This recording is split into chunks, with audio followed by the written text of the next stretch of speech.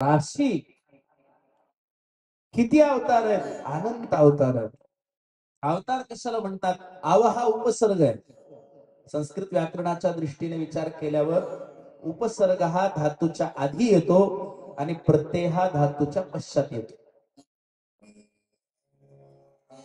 उपसर्ग हा अगोदर येतो आणि प्रत्यय हा धातूच्या नंतर येतो. उपसर्गाचं काम काय आहे? धातूच्या अर्थाला बदलवणं, परिष्कृत करणं, परिवर्धित करणं, परिसंस्कारित करणं.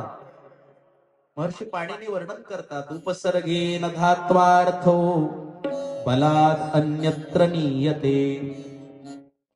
कोणकोणते उपसर्ग आहेत? पाणिनींचं सूत्र आहे प्रादयः, अष्टाध्यायी व्याकरणामध्ये. प्र आदी कोणते कोणते? अभि, अव, अन, अम, सम, दुर, दुस, निर, निस, अधि, हे सगळे उपसर्ग आहेत. धातूच्या अगोदर येतात ते उपसर्ग. त्याच्यात आव हा उपसर्ग आहे. आणि कशा करता आले? तारयती, आमच्या उद्धारा करता आले, तारणा करता आले, परब्रह्म स्वरूप सोडून ईश्वर रूपामध्ये आले. त्यांचं नाव अवतार. त्या अवतारांची यादीच इथे वर्णन केले. किती अवतार सांगितले भागवताच्या प्रथम स्कंदामध्ये? 24 अवताराचं वर्णन आहे. एतश्चतुर्विंशति अवतारानां गतः अखिलं हरेरद्भुत कर्मणां. 24 अवतार आहेत भगवंताचे. कोणते कोणते 24 अवतार आहेत त्याचं वर्णन करतात. स एव प्रथमं देव कौमारं सरगमास्थिताः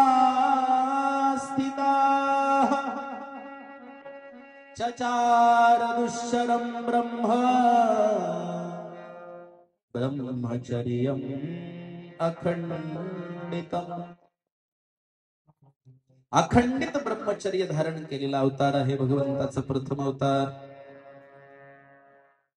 प्रथम अवतार सनकादिकांचा.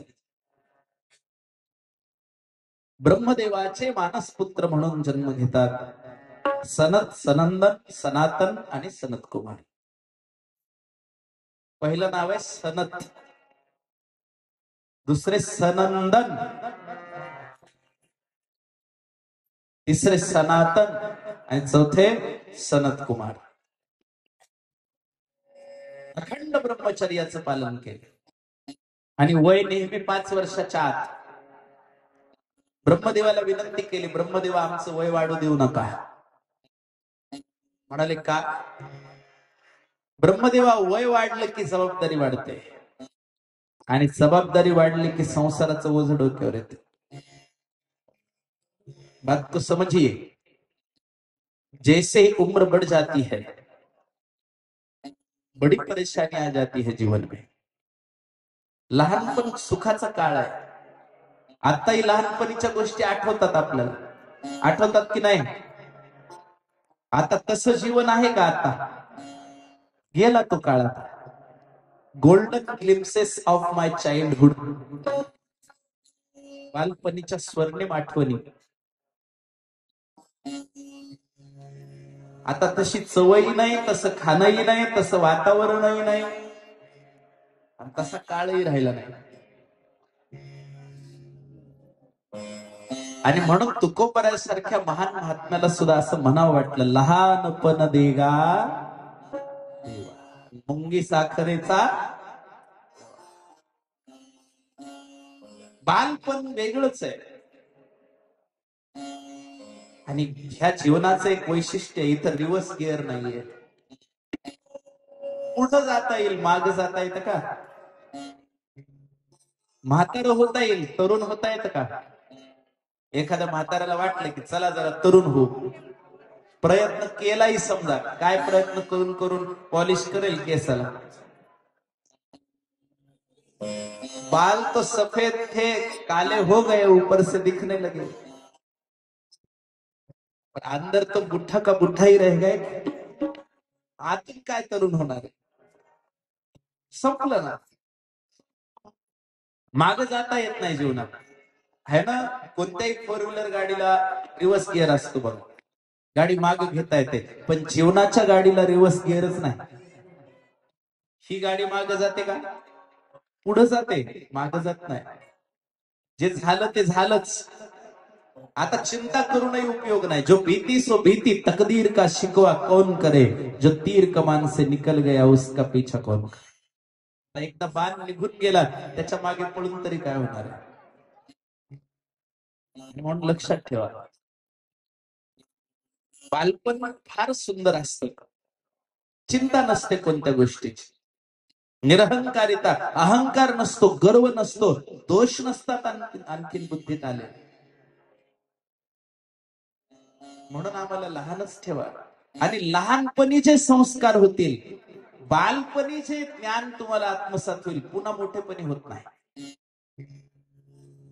लहानपणी जेवढं पाठांतर होईल आणि बालपणी ज्याला चांगले संस्कार मिळाले, तोच पुढे चालून पुरुषार्थी श्रेष्ठ कर्म करणार. स्वराज्यजननी जिजाऊ मासाहेबांनी बाल शिवबाच्या मनावर जे धर्माचे संस्कार केले, जे रामायण महाभारत आदी ग्रंथाचे संस्कार केले. तुम्हाला माहितीये, छत्रपती शिवाजी महाराज 5 वर्षाचे होईपर्यंत त्यांना संपूर्ण रामायण महाभारत मुखपाठ झालं होतं. त्यांना इतक्या लहान अवस्थेत. कारण जिजाऊ मासाहेब काही सामान्य व्यक्ती नव्हत्या. तुम्हाला माहितीये, जिजाऊ मासाहेब ह्या दैवी शक्तीने युक्त आहेत. एक दैवी शक्ती त्यांच्या अंगात होती. संस्कार घडवले शिवरायावरती. बालपण सगळ्यात मोठी संधी आहे. तुम्ही बालपणीच्या क्षेत्रात चाल, तेच क्षेत्र पुढे तुमच्या जीवनामध्ये घडणार आहे. संधी आहे. धर्मवीर संभाजीराजे इतके लहान होते. आग्र्याला जेव्हा औरंगजेबाच्या बंदीवासामध्ये शिवरायांना राहावं लागलं, आग्र्याहून सुटका जेव्हा होत होती, तेव्हा शिवरायांचं तर मी कौतुक करतो. 5000 सैनिक राखण करा ठेवले ते शिवरायांनी. किती? 5000. सगळे बंदूकधारी होते. पुन्हा कसे निसटले आग्र्यातून हे सोपी गोष्ट नाही. पण मला त्यांच्यापेक्षाही जास्त कौतुक वाटतं ते संभाजीराजांचं. कसं? कारण तेव्हा धर्मवीर संभाजीराजांचं वय होतं तब्बल 9 ते 10 वर्षाचं. इतका छोटा मुलगा त्या पेठाऱ्यामध्ये बसला कसा असेल आणि तितका धीर कसा धरला असेल.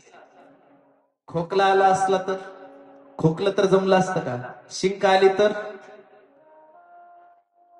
आणि एकटे संभाजीराजे त्या पेठाऱ्यात आहेत. बाबांची आठवण आली तर शिवरायांची, कारण तिथं जवळच कोण आहे? आग्र्यात आहेत ते. आज जरी सगळा भारत एक असला तरी तो विदेशच होता त्यावेळेस. ना तिथं आई आहे, ना आजी आहे, कोण आहे जवळ? रडूही आलं तरी ते मनात रडायचंय, बाहेर रडून चालणार नाही. कारण उघडं पडलं तर संपलं सगळं. त्या पेठाऱ्यात बसल्यावर संभाजीराजांच्या मनाची काय अवस्था असेल? 5000 सैनिकांच्या विळख्यातून बाहेर कसे पडले असते? बालपण.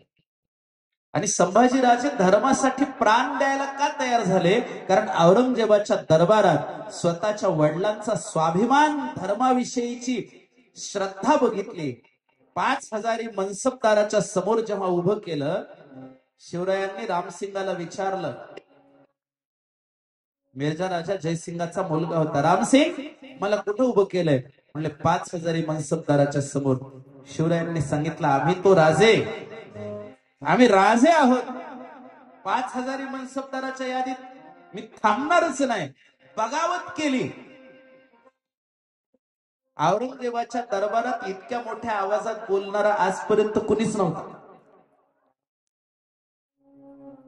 दिल्ली दरबारामध्ये, आग्र्याच्या दरबारात एवढ्या मोठ्या आवाजात बोलण्याची धमक आणि हे संभाजीराजे डोळ्याने बघत होते की धर्मासाठी माझ्या वडिलांची किती निष्ठा आहे, किती स्वाभिमान आहे. नाही तर एखादा म्हणला असता ठीक आहे मी तुमचा मानसबदार होतो, 5,000 काही नाही 30,000 द्या वाढवून. तसं केलं का? शिवरायांनी औरंगजेबासोबत का समाविष्ट करून घेतलं नाही स्वतःला? कारण धर्म, कारण देश, कारण मातृभूमी, ही महाराष्ट्राची मायभूमी, स्वराज्य हा बुद्धीतला विषय होता. संभाजीराजे 10 वर्षाचे असताना डोळ्याने बघतात की वडिलांची धर्मनिष्ठा किती मोठी आहे, आणि म्हणून स्वतःच्या प्राणांचं बलिदान द्यावं लागलं तरी दिलं, स्वतःच्या प्राणाची आहुती दिली, पण धर्म वाचवला, धर्मासाठी जीवन अर्पण केलं, म्हणून धर्मवीर झाले. म्हणून बालपणीचे जे संस्कार असतात तेच पुढे चालून जीवन घडवतात. बालपण सगळ्यात महत्वाचं, बाल्य अवस्था. म्हणून आम्हाला 5 वर्षापेक्षा जास्त मोठं करूच नका, सनकादिकांची विनंती आहे. मोठं झाल्यावर जबाबदारी आहे. बघा तुम्ही, लहानसं बाळ बापाच्या मांडीवर बसून बापाची दाढी ओढतं, मिशा ओढतं, तरी बाप म्हणतो अरे वा, अरे वा बाळा, अरे वा बाळा, म्हणतं की नाही? म्हणतं की नाही? तेच बाळ 25 वर्षाचं झालं आणि बापाच्या मांडीवर बसून दाढी ओढली तर सांगा ना आता. बाप म्हणेल काठी कुठे बघू द्या, 25 वर्षाचा झाला अजून कळत नाही का दाढी ओढतो का? ते शोभतं बालपणी. पाण्याला मानी म्हणलं तरी चालतं. अशुद्ध शब्दही गोड लागतात बालपणीचे. मोठं झाल्यावर शुद्ध बोलूनही गोड वाटेलच असं काही नाहीये. जबाबदारी मोठी असते. तुम्हाला सांगू, छोटस बाळ आपल्या वैऱ्याचंही असलं तरी छान वाटतं. भाषा कळते का माझी? बघा. आणि मोठेपणी सगळे रागद्वेष सुरू होतात. खूप त्रास आहे पुढे. एक हिंदीतला कवी आहे, नाव आहे दिनकर. त्याने फार सुंदर कविता लिहिली आहे. तो म्हणतो अगर मोछे नहीं होती तो कितना अच्छा होता. संसार मागे लागला ना सगळा, प्रपंच मागे लागला, आणि प्रपंचाचा व्याप थोडा आहे का? संसार संगे बहुशी न लोमी, कृपा करी रे रघुराज स्वामी. प्रारब्ध माझे सहसा टळेना, तुझ वीन रामा मज कंठ वेना. थोडा ताप आहे का मोठं झाल्यावर? संसाराच्या तापे तापलो मी देवा, करिता या सेवा कुटुंबाची, करिता या सेवा कुटुंबाची, करिता या सेवा कुटुंबाची.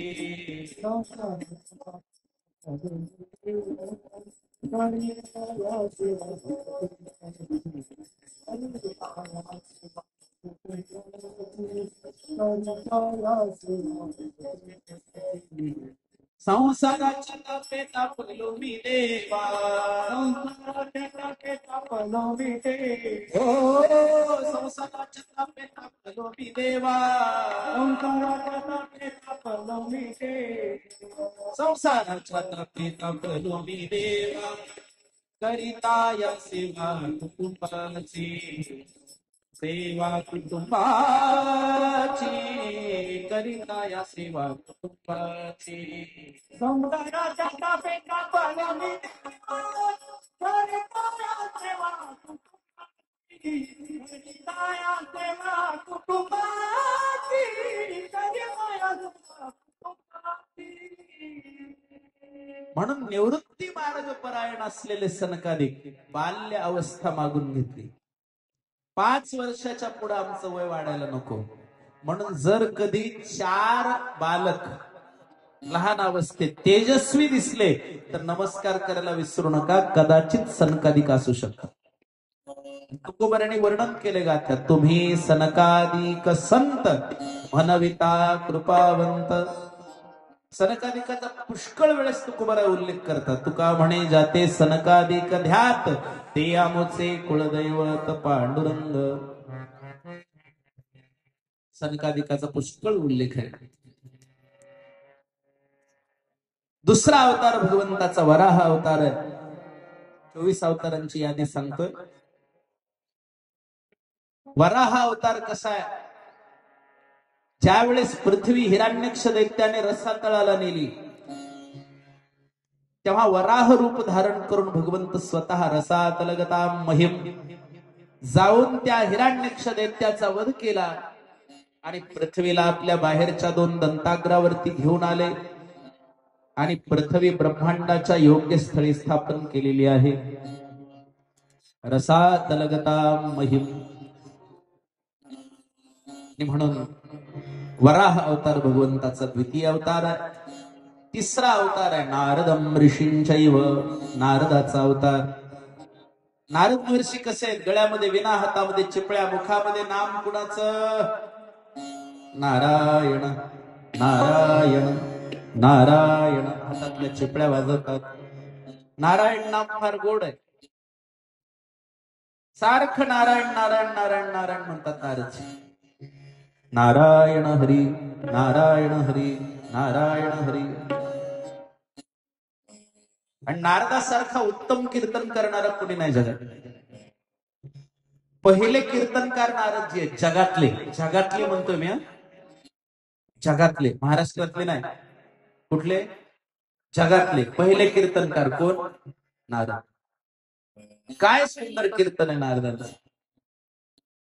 म्हणून आजही कीर्तनाची जी गादी आहे त्याला कुणाची गादी म्हणतात? नारदाची गादी.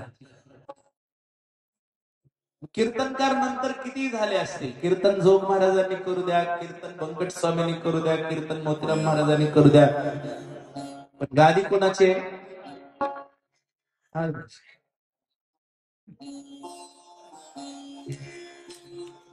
भगवंताचा चतुर्थ अवतार नरनारायणाचा चौथा अवतार. सत्ययुगामध्ये बद्रिकाश्रमाच्या ठिकाणी भगवंताने तप केलंय. शेष नारायण नराच्या रूपात आले आणि भगवान विष्णू नारायणाच्या रूपात. भगवंताचा 5वा अवतार आहे कपिल अवतार. पंचमो कपिलो नाम सिद्धेशो महामुनया. 6वा अवतार दत्तात्रयाचा. अत्रि ऋषी आणि अनुसया माता यांच्या आश्रमामध्ये ब्रह्मा विष्णू आणि महेश तिन्ही देव एकत्र येऊन दत्त रूपामध्ये अवतार घेतात.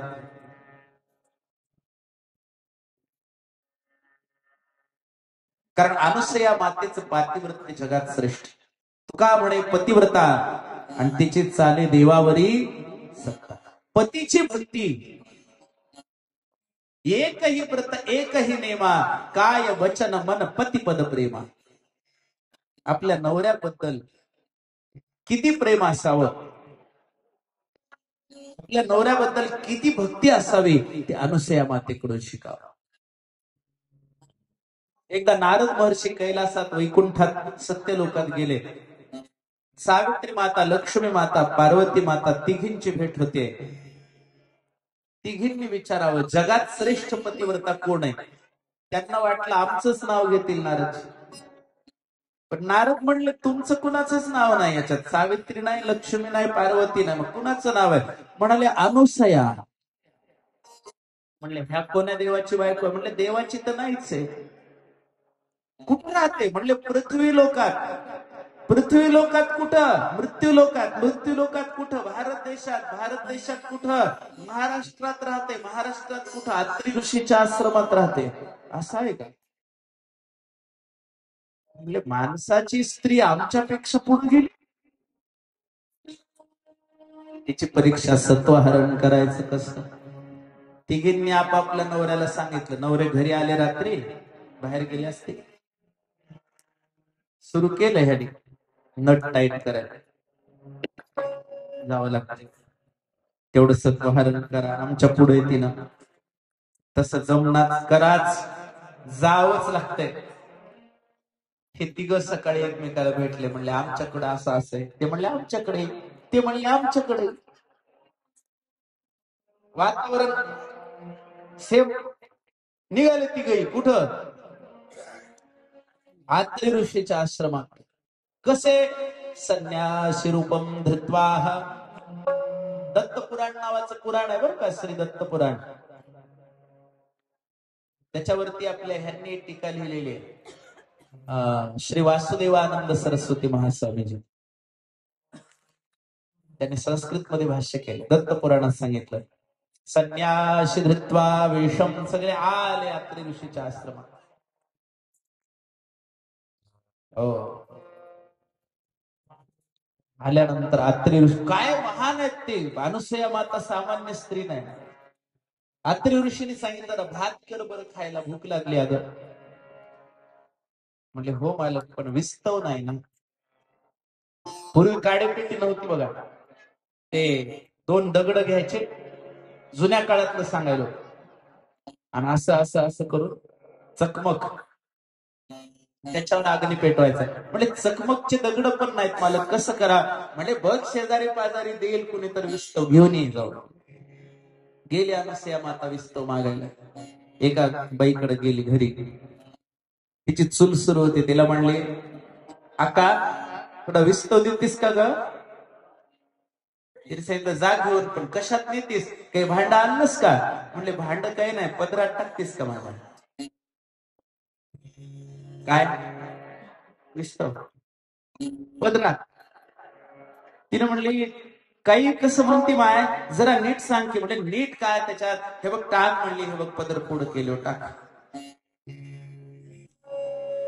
टाकलं, पदर जळाला नाही.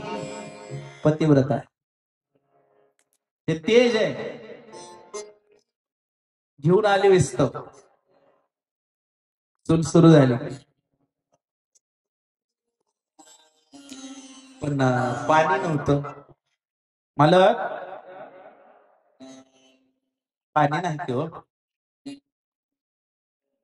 आणखी म्हटलं, जाऊन नदी वाहते, जा पाणी घेऊन ये. मालक, पण पाणी आणायला घागर नाही की आपली. कशात? चाळणी होती, चाळणी आपली. चाळणी माहिती आहे की, पीठ चाळायची चाळणी. ते म्हणले, चाळणीत घेऊन ये. गेल्या चाळणी भरली, एक थेंब पाणी खाली सांडत नाही. चाळणीत पाणी घेऊन आले, त्याचं नाव आहे पतिव्रता. ते तिन्ही देव आले दारात, ब्रह्मा विष्णू आणि महादेव. मालक बाहेर होते, ह्या घरी आहेत. भवती भिक्षाम देही, भिक्षा वाडा माय. अनुसया बाहेर आली. अनुसया शब्दाचा अर्थ काय? न असूया धारयित्वा हस अनसूया. जिच्याकडे द्वेष नाही, स्पर्धा नाही, ईर्ष्या नाही, तिचं नाव अनुसया. आता ह्या तिघी महान आहेत, पण ईर्ष्या झाली का नाही? लक्ष्मी, सरस्वती, पार्वती महान आहेत, महान नाहीत असं नाही. महान आहेत, पण ईर्ष्या आहे. हिच्याकडे ईर्ष्या नाही, अनसूया. मग काय पाहिजे? विवस्त्रेण भोज्यता. इच्छा भोजन मागितलं, विवस्त्रावस्थेत भोजन घाला. आता पतिव्रता आहे, काय करावं? म्हणलं, महाराज बसा थोडं. बसवले 3 जण, नवऱ्याकडे गेल्या. अत्रि ऋषीला सांगितलं, मालक 3 जण कुणीतरी संन्यासी दारात आले, जेवायला मागतात, इच्छा भोजन कसं करावं? कमंडलू उचलून दिला. कमंडलू मध्ये पाणी होतं. म्हणले, पाणी घेऊन जा, अंगावर शिंपड. लहान लेकरं होते त्यांनी. पाणी आणलं, अंगावर शिंपडल्याबरोबर ते तिन्ही देव छोटे छोटे बाळ झाले. आणि या अनुसया मातेला दूध आलं. दूध पाजलं, इच्छा भोजन झालं की जसं म्हणले होतं तसं विवस्त्रेण भोज्यता. कारण दूध कसं पाजतात? वस्त्राच्या वरून थोडीच आहे. तिन्ही देवाला दूध पाजलं. दूध झाल्यावर पाळण्यात नेऊन टाकला. तर लहान बाळ आहेत म्हणल्यावर कुठे ठेवत? पाळणा करावं लागेल की. पण एकाच पाळण्यात 3 बाळ, छोटे छोटे छोटे 3. 6 महिने सांभाळायली आई लेकराला. दूध पाजते. इकडे ह्या तिघी जणी वाट बघतात नवऱ्याची. कॉल करतात घरी येऊन, नंबर लावतात 99 21 85 पुढं जे असेल ते असेल. इकडून उत्तर देत आहे, आपने जिनको फोन किया है उनका फोन बंद है, लगेगा भी नहीं, क्यों परेशान हो रहे हो. कंपनी सांगायला ते काही सांगू शकत. पुन्हा लावला, लागत नाही, स्विच ऑफ. काय करावं आता. हिनं तिच्या घरी गेल्या विचारायला, होय आमच्या मालकाचा काही संपर्क होईना, तुमच्याच झालता का काही. संगच गेलेत म्हणून विचारायला म्हणलं. तिनं म्हणली आमच्या तुमचा तर फोन तर नेलते, आमचं तर घरीच ठेवून गेले.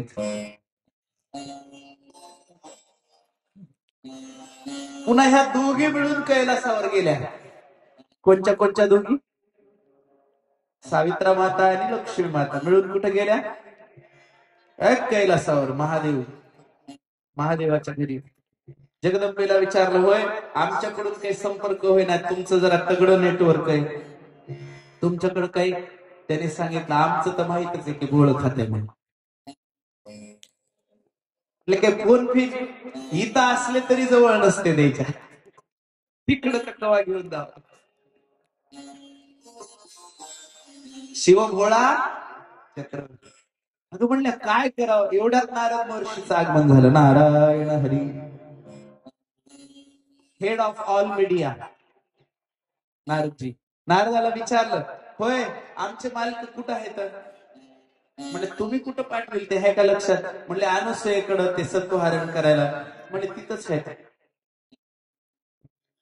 एवढे दिवस कसं लागतंय, 6 महिने लागते का जाऊन यायला. एवढं कुठं लांब आहे म्हणल्या, भारतात जायचे, महाराष्ट्रात जायचे, नांदेड जिल्ह्यात जायचे, झालं. एवढं काय लांब आहे का.